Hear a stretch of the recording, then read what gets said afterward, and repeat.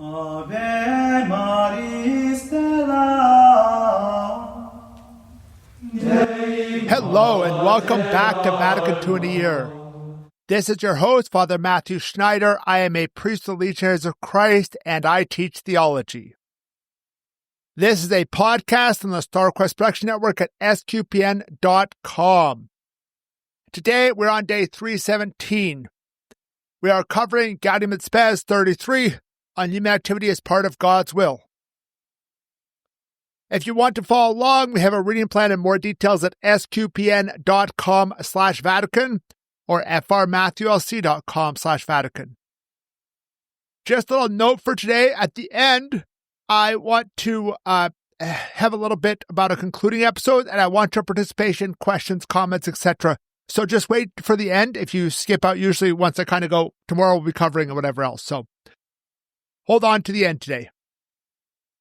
Yesterday, we concluded chapter 2, and we spoke about how we are made for community, and Jesus offers himself to build up the community of the church. Today, we are starting chapter 3, man's activity throughout the world. And the summary of today is man has increasing power over creation, which is in accord with God's plan and gives him more responsibility. Paragraph 33, our first one today, has two subparagraphs. A is about man has increased his mastery over the world and international connections. And B, the church hopes to answer to these new preoccupations, these new worries. So let's begin. 33a. Through his labors and his native endowments, man has ceaselessly striven to better his life. Today, however, especially with the help of science and technology, he has extended his mastery over nearly the whole of nature and continues to do so. Thanks to increased opportunities for many kinds of social contact among nations, the human family is gradually recognizing that it comprises a single world community and making itself so. Hence, many benefits once looked for, especially from heavenly powers, man has enterprisingly procured for himself. Sorry there, I almost skipped enterprisingly. Just skipped through it, saw the beginning and end, and misread it. Sorry. So humans, since before civilization, since we were just, monkeys, barely past monkey stage, we've always striven to have control over the world. And as we've grown, we have greater and greater technology that allows greater and greater control. And this is very prevalent today.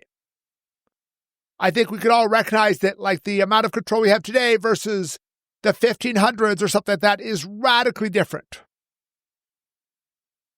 And this new technology allows us to have this unity over the whole globe, right? So people can be listening to this podcast on basically any continent. I don't know if anybody's listening on Antarctica, but it wouldn't surprise me if all the other continents, depending on how you count them, have listeners.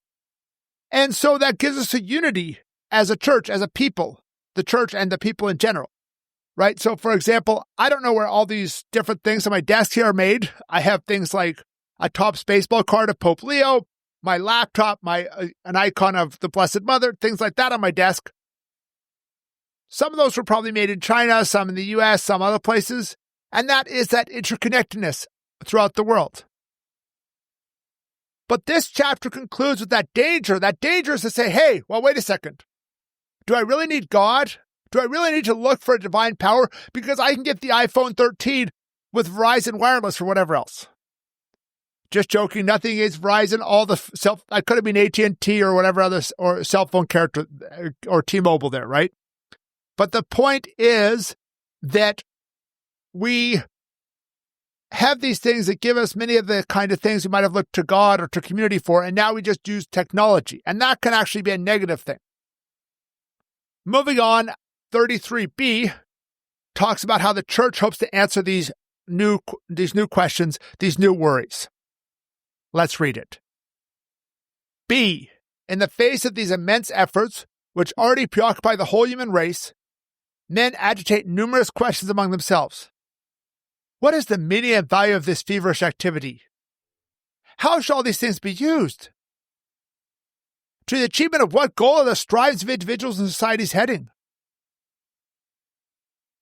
The Church guards the heritage of God's Word and draws from it moral religious principles. without always having at hand the solution to particular problems. As such, she determines to add the light of revealed truth to mankind's store of experience, so that the path which humanity has taken in recent times will not be a dark one. So we see in this paragraph this reference back to this idea that we ask more fundamental questions as we get to these situations. We have a new international trade and all these different things, new kind of power over nature. But how do we react? That's a question you have to answer. And the church hopes to answer. The church really strives to give answers in these cases. But one of the things that's noted here is that it doesn't always have precise answers and solutions, because it's not an expertise in all the practical matters. The church is an expertise in God's word, in the moral matters, etc. And oftentimes, there are multiple prudential decisions that can be made, which are not immoral, based on which one might be better based on a particular circumstance or society of things, but that's a question. How I often describe it when I'm teaching social doctrine and things like that is very often the church teaching is more like guardrails, not a specific path. Let's move on to 34. 34 has 3 subparagraphs. We'll read A and B together. Humans have a mandate to rule over the earth. And then we'll read C. Things we produce are in accordance with God's plan, but we need to realize our responsibility. Let's begin. A. Throughout the course of the centuries, men have labored to better the circumstances of their lives through a monumental amount of individual and collective effort. To believers, this point is settled. Considered in itself, this human activity accords with God's will. For man, created in God's image, received a mandate to subject to himself the earth and all it contains, and to govern the world with justice and holiness. A mandate to relate himself and the totality of things to him, who was to be acknowledged as the Lord and Creator of all. Thus, by the subjugation of all things to man, the name of God will be wonderful in all the earth. B. This mandate concerns the whole of everyday activity as well. For while providing the substance of their lives for themselves and their families, men and women are performing the activities in a way that appropriately benefits society. They can justly consider that by their labor, they are unfolding the Creator's work, consult the advantages of their brother men, and are contributing by their personal industry to the realization and history of the divine plan. These 2 subparagraphs talk about this idea that man has always labored over all the earth. All of our work does this. The second paragraph talks about how this is in our everyday activity. We unfold the Creator's work in our everyday activity. But we have to go back to Genesis 1:26, which is implied here, but I think it's worth going back and reading it. So Genesis 1:26. Then God said, "Let us make man in our own image, after our likeness. Let them have dominion over the fish of the sea and over the birds of the air and over the cattle and over all the earth and over every creeping thing that creeps upon the earth."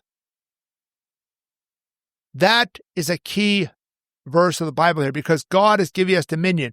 So we have this dominion over the lesser created because we are the pinnacle of creation, of the physical creation, right? You can talk about whether we or angels are higher there as pinnacle of creation overall. But of physical creation, we are definitely the pinnacle. And so that is why we have dominion. That's why we can rule over it. That's why the earth is here for us to serve us, right? It's there for the beautiful sunsets. It's there for the food to help us out and things like that. So let's get to our last subparagraph today, 34C, which is about things we produce are in accord with God's plan, but we need to realize our responsibility as we can produce more. Let's read it. C. Thus, far from thinking that works produced by man's own talent and energy are in opposition to God's power, and that the rational creature exists as a kind of rival to the Creator, Christians are convinced that the triumphs of the human race are a sign of God's grace and the flower of his own mysterious design.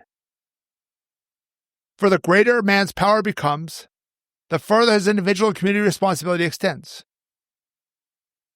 Hence, it is clear that men are not deterred by the Christian message from building up the world or impelled to neglect the welfare of their fellows, but that they are rather more stringently bound up to do these very things.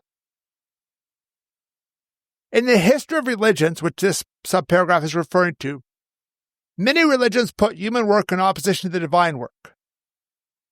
Christianity is very different from these. Our work manifests and fulfills the divine work. Why? Because we have that dominion that we just talked about. This is important. But God's work, God's sign flowers out through all of us humans, building things up, building cities, building cultures, making food for other humans, all these different things.